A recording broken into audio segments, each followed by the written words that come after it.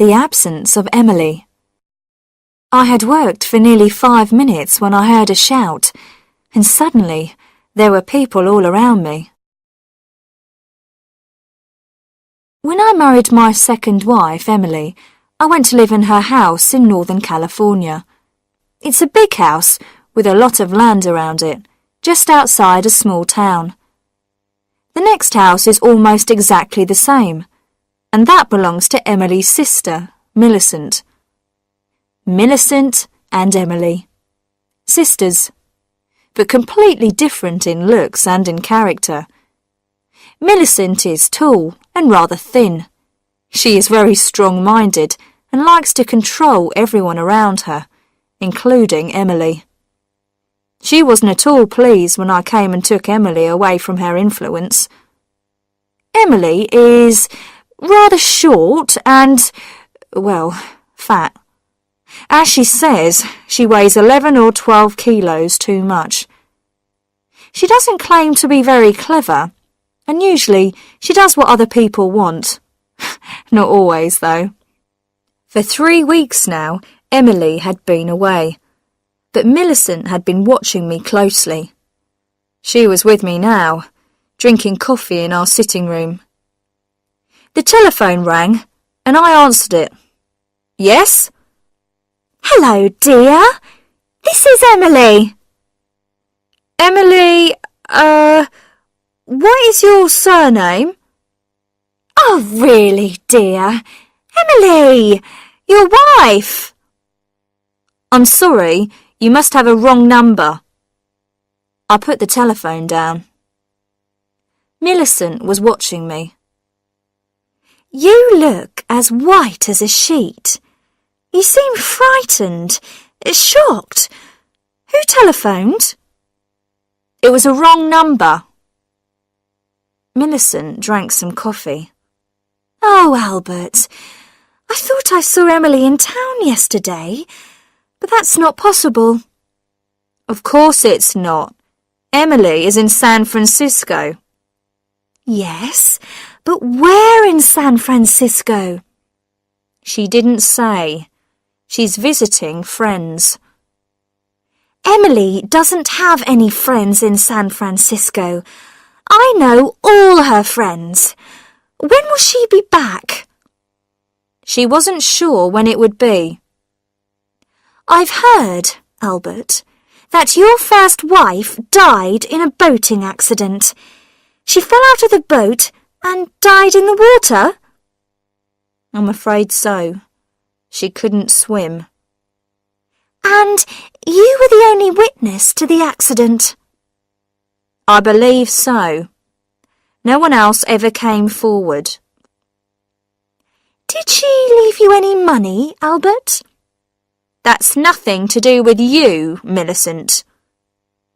In fact, Cynthia had $50,000 of life insurance and one sailing boat. Poor Cynthia. She had taken her boat out alone that day. I had seen the accident from the boat club and rushed out in another boat, but it was too late to save her. Millicent finished her coffee and left.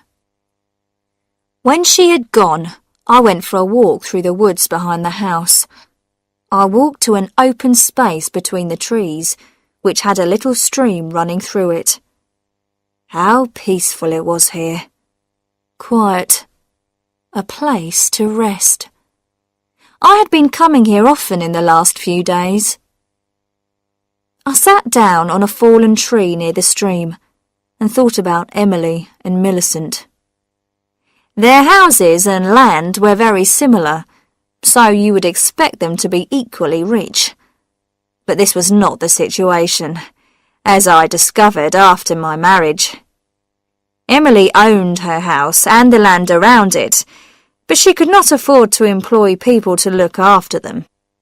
Millicent, on the other hand, employed a lot of people in her house, and even a lawyer to look after her money. She must have $1 million at least. On Tuesday afternoons, I usually go to the supermarket in town. Today, in the car park, I saw a small, rather fat woman across the street walking away from me. She wore a purple dress and a brown hat. It was the fourth time I'd seen her in the last 10 days. I hurried across the street.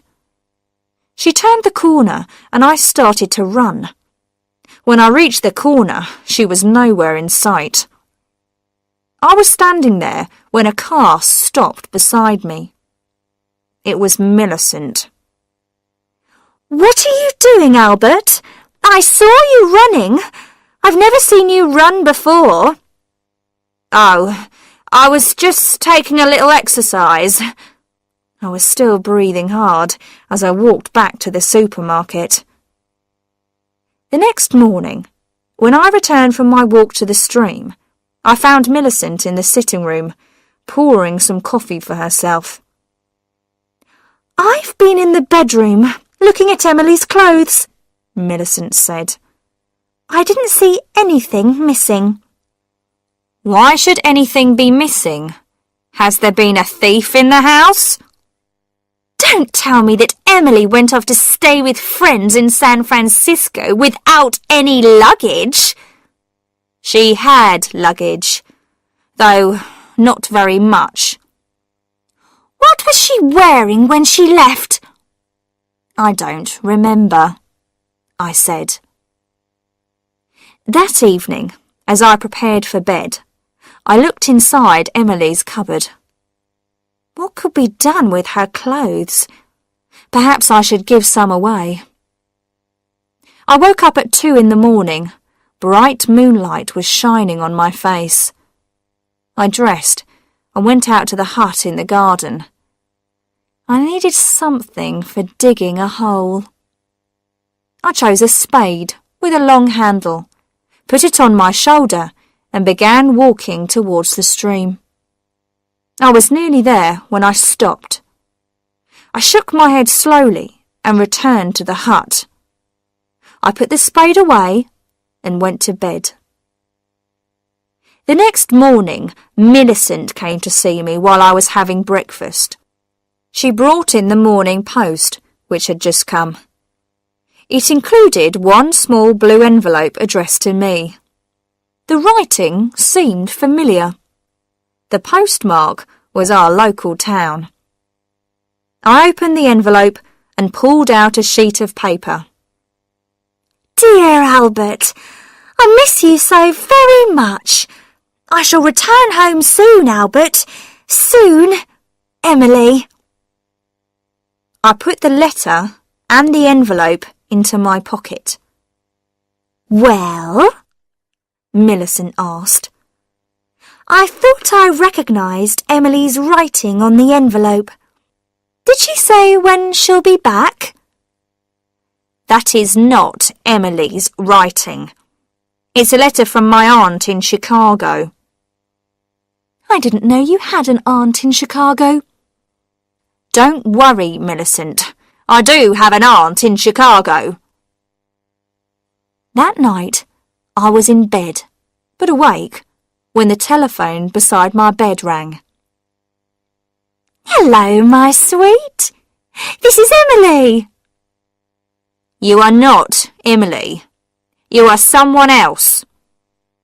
"Don't be silly, Albert. Of course this is me, Emily." "You can't be Emily. I know where she is, and she couldn't telephone at this time of night." "You think you know where I am?" "No, I'm not there now. It was too uncomfortable. So I left, Albert."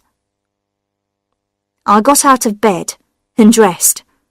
I went downstairs to the study and made myself a drink. I drank it slowly. It was nearly 1 o'clock in the morning when I went to the garden hut again and took out the spade. This time I went all the way to the space between the trees. I stopped beside the highest tree of all.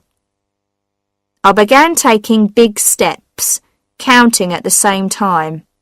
1, 2, 3, 4. I stopped at 16. Then I began digging.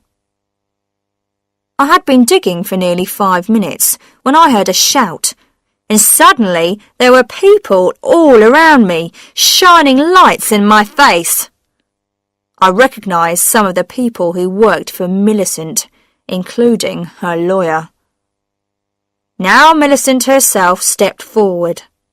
So, you wanted to be sure she was really dead, Albert? And the only way to do that was to return to the place where you buried her. I am looking for old Indian knives, I said. There's a belief that if you find one in the light of the moon, it will bring you good luck. Millicent took no notice of this. She pointed to some people I didn't know. These are private detectives, she said. They have been watching you 24 hours a day ever since I guessed what really happened to Emily. She pointed at a small, rather fat woman. That's Mrs. Macmillan. She was the woman in the purple dress, and she copied Emily's writing. And this is Miss Peters. She is good at copying voices, and she was the voice of Emily you heard on the telephone.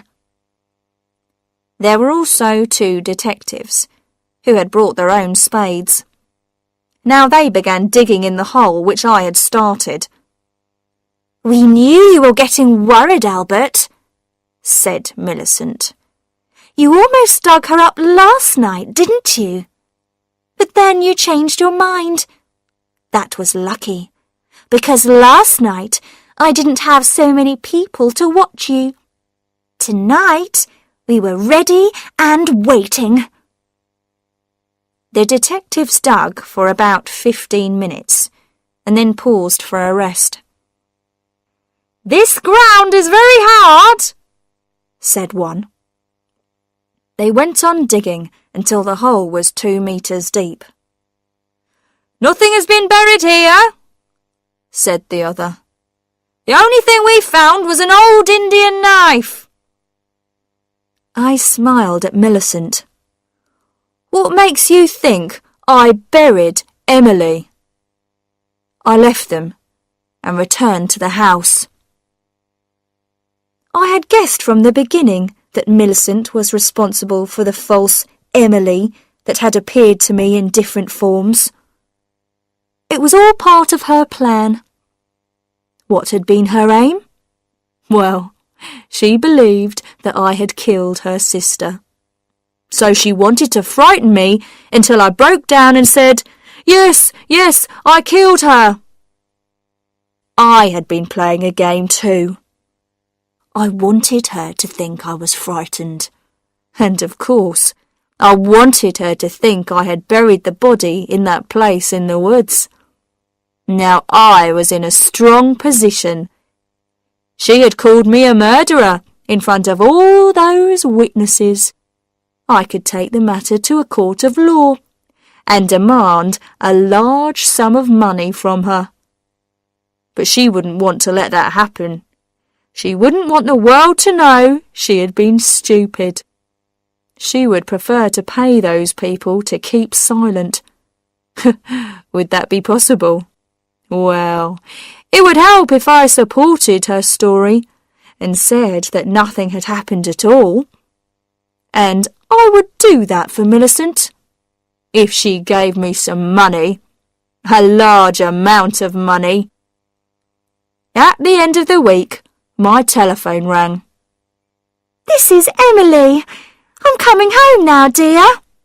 Oh, great. Did anyone miss me? They certainly did. You haven't told anyone where I've been these last 4 weeks, have you, Albert? Especially not Millicent. I told her you were visiting friends in San Francisco. Oh, dear. I don't know anybody in San Francisco. Did she believe you? I don't think so.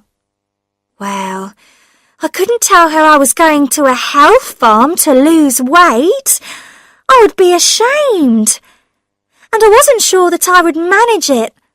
But I have, Albert. I have. I've lost 14 kilos. My figure must be as good as Cynthia's now. Well done, Emily. That's great. Why is Emily jealous of my first wife? They each have their place in my heart. Yes, but now none of my clothes will fit me. I'll have to get a lot of new clothes. Do you think we can afford it, Albert?